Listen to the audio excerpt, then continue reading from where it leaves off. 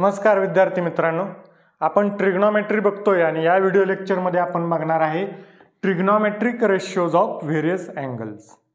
आता 0 degree, 30 degree, 60 degree, 90 degree, theta जर असा अँगल असेल तर त्यासाठी ट्रिग्नोमेट्रिक रेशियोज म्हणजे आपले साइन, कॉस, टॅन, कोसेक, सेक, कॉट हे जे 6 ट्रिग्नोमेट्रिक रेशियो आहेत त्याच्या व्हॅल्यू काय असतात, त्या शॉर्टकटमध्ये त्या कशा काढायच्या। म्हणजे जर आता इंजिनिअरिंगचे स्टुडंट आपण असू तर आपल्या हातामध्ये कॅल्क्युलेटर असतोय, त्यामध्ये लगेच टाकलं sin 60 लगेच आपल्याला व्हॅल्यू मिळू शकते। पण 11वी-12वीला ज्यावेळेस ट्रिग्नोमेट्री आपण सोडवत असतो किंवा 10वीला त्यावेळेस कॅल्क्युलेटर वापरण्यासाठी आपल्याला परवानगी नसते। मग त्यावेळेस आपल्याला व्हॅल्यू माहीत असाव्या लागतात की sin 60 ची व्हॅल्यू किती आहे, sin 90 ची व्हॅल्यू किती आहे, हे आपल्याला माहीत असेल तर आपण त्या प्रॉब्लेममध्ये यूज करू शकतो। मग पेपरमध्ये त्या व्हॅल्यू पटकन कशा काढून घ्यायच्या ते आपण या व्हिडिओमध्ये बघणार आहे। तर पहिल्यांदा रो आणि कॉलममध्ये काय काय घ्यायचं ते बघा। पहिल्यांदा रो मध्ये इकडं अँगल म्हणू, इकडं अँगल घ्यायचा आणि उभे घ्यायचे रेशो, इकडं ट्रिग्नोमेट्रिक रेशियोज आणि अँगलला मी असं करतो ट्रिग्नोमेट्रिक रेशियोज इकडं sin थिटा नंतर लिहूया आपण। अँगल पहिल्यांदा 0 डिग्री, त्यानंतर 30 डिग्री घेतो मी, त्यानंतर 60 डिग्री। मेन अँगल 30 नंतर 45 घेतो। मेन जे अँगल आहेत म्हणजे 0, 30, 45, 60, 90 तेवढेच अँगल मी घेतो। 60 डिग्री, त्यानंतर 90 डिग्री, हे मेन अँगल आहेत। आता काय करायचं बघा, सुरुवात कशी करायची। इकडे अँगल लिहून घेतले, आता इकडे मी रेशियोज लिहून घेतो। थोडं अंतर सोडायचं आणि खाली रेशियोज लिहायला सुरुवात करायची। साइन थिटा एक आहे, त्यानंतर कॉस थिटा आहे, टॅन थिटा आहे, त्यानंतर कोसेक थिटा, सेक थिटा आणि कॉट थिटा। आपल्या सिक्वेन्स प्रमाणे साइन, कॉस, टॅन, कोसेक, सेक, कॉट असा टेबल एक तयार करून घ्यायचा। याच्यामध्ये पण असे रो तयार करतो मी।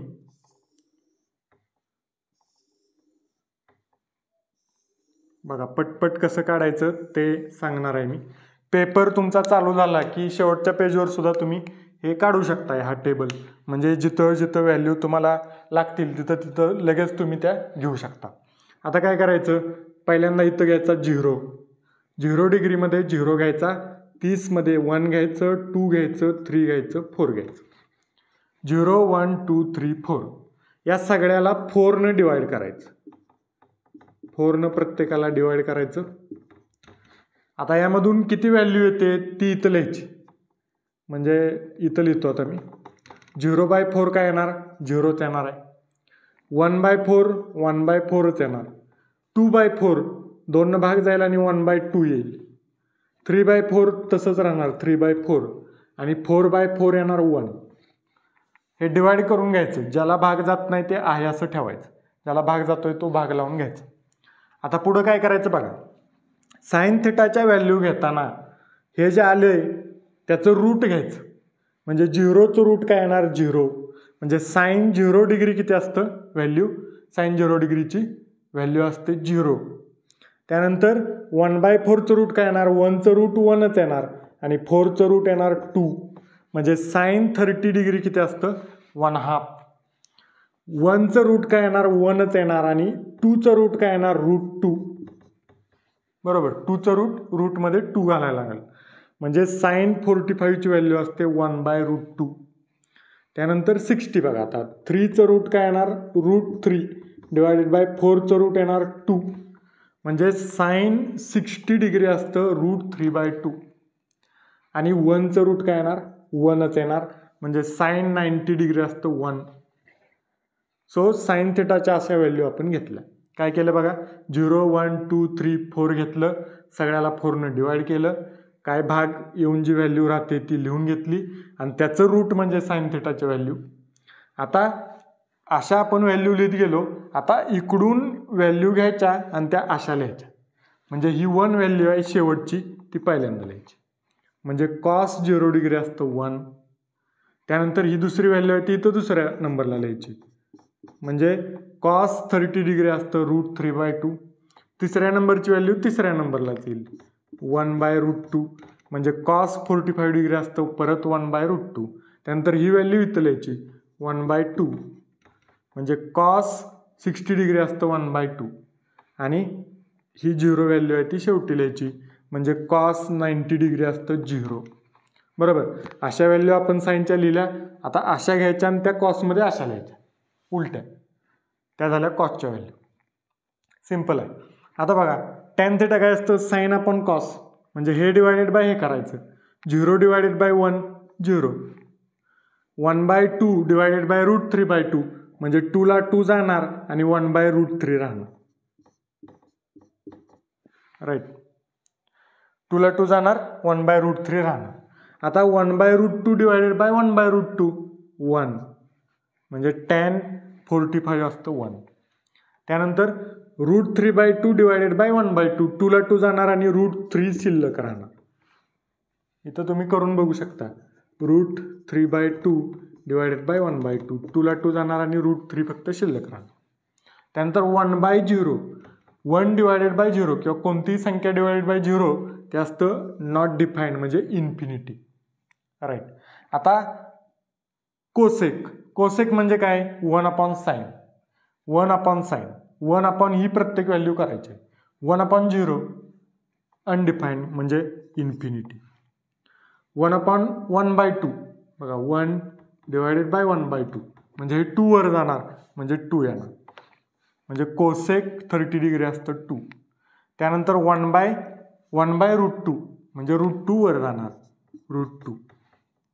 त्यानंतर 1/√3/2 म्हणजे 2 वर जाणार 2/√3. आणि 1/1 म्हणजेच 1. म्हणजे कोसेक 90 डिग्री असतं 1. आता सेक म्हणजे काय कोसेकच्या अपोजिट. मग कोसेकला ज्या अशा व्हॅल्यू आल्यात अशा घ्यायच्या आणि त्या अशा लिहायच्या सेकमध्ये. म्हणजे ही 1 आहे ती पहिल्यांदा लिहायचं. हे 2/√3 इथं लिहायचं. राईट. हे √2 आहे तिथंच येणार. हे 2 इकडे लिहायचं आणि हे इन्फिनिटी इथं शेवटच्या ह्याच्यात लिहायचं. झालं. सेक थिटाच्या व्हॅल्यू अशा. आता कॉट थिटा म्हणजे काय टॅनच्या अपोजिट. टॅनच्या आपण अशा लिहिल्यात अशा घ्यायच्या आणि त्या कॉटमध्ये अशा लिहायच्या.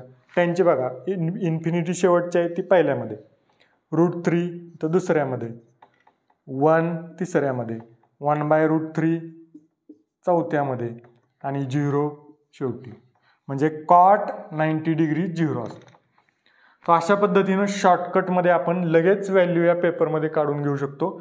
मग कुठं समजा tan 45 डिग्री आलं tan 45 लगेच या टेबलमध्ये यायचं tan θ 45 डिग्री अँगल व्हॅल्यू किती आहे 1 लगेच तिथं लिहून आपण सॉल्व्ह करू शकतो प्रॉब्लेम.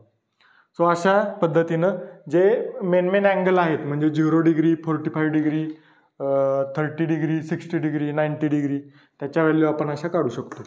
180च्या पण व्हॅल्यू आपण काढू शकतो. 180 डिग्री त्या कशा 180 डिग्रीच्या तर साईन 180 डिग्री 0 असते.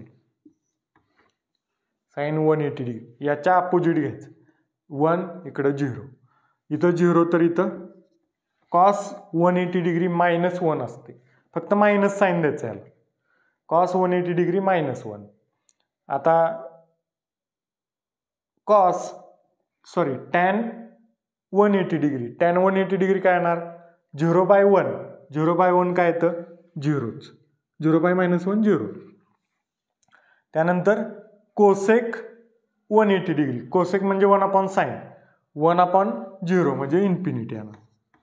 त्यानंतर सेक काय असतं 1/cos कॉस किती आहे -1 1/-1 -1 येणार.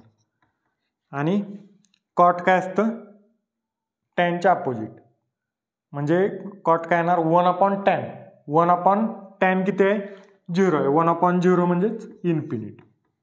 अशा पद्धतीने 180च्या व्हॅल्यू सुद्धा आपण शॉर्टकटमध्ये घेऊ शकतो. तर असे मेन अँगलचे ट्रिग्नोमेट्रिक रेशोज पटकन आपण पेपरमध्ये लिहून आन्सरमध्ये जिथं लागेल तिथं वापरू शकतो. तर आय होप तुम्हाला ही मेथड समजली असेल.